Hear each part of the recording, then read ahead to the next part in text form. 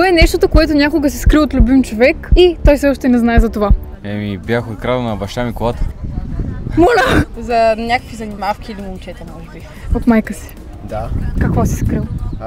Пари. От кого? От нашите, от приятелки. Добре, защо си скрил от тях за това?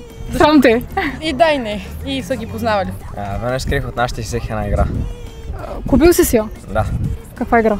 Една за PlayStation. Бягал ли си от вкъщи? Не. Нещо крал ли си? Не. Нещо си прикрил от вашите? Не. От приятелка? Не. Нищичко не си лъгал никога. Лъжеш. Не лъжа.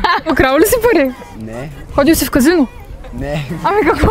Защо мислиш, че ще си се скарат?